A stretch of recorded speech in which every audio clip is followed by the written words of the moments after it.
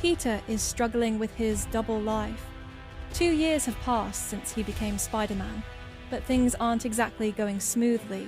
He's always late, juggling school, work, and saving the city.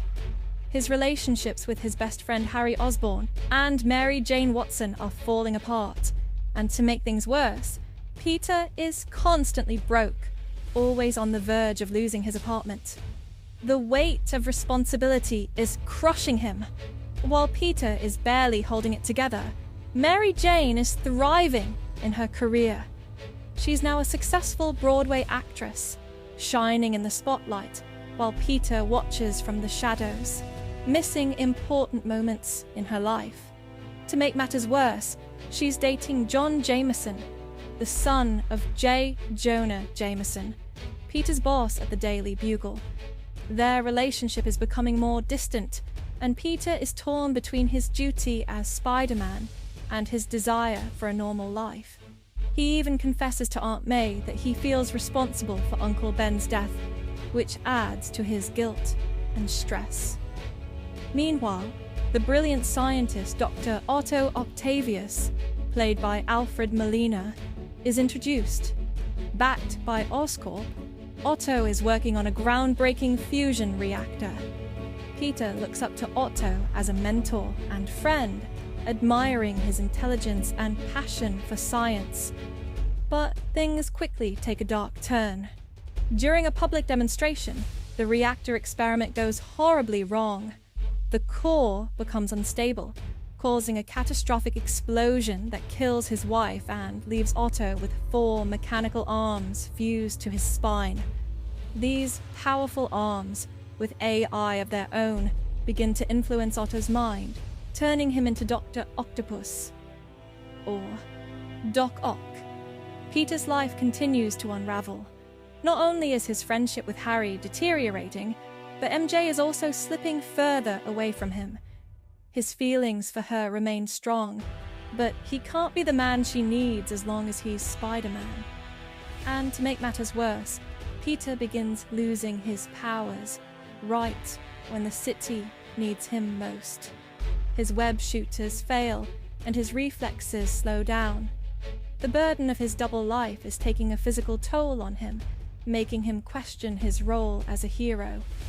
Should he continue being Spider-Man, or is it time to hang up the suit?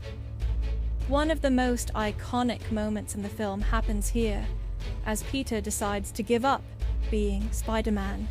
We see him walking away from his responsibilities, tossing his suit in the trash, a direct reference to the classic comic book cover, Spider-Man No More.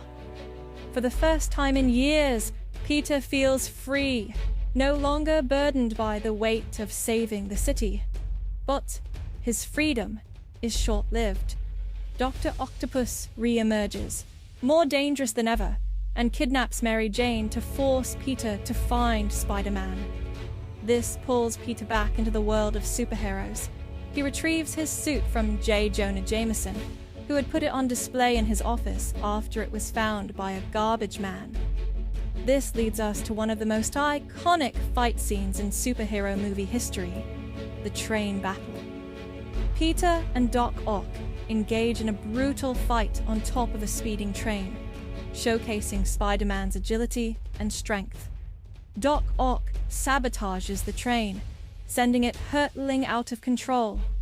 In one of the film's most heroic moments, Spider-Man pushes his powers to the limit, stopping the train with nothing but his webbing and sheer willpower. Exhausted, Peter collapses.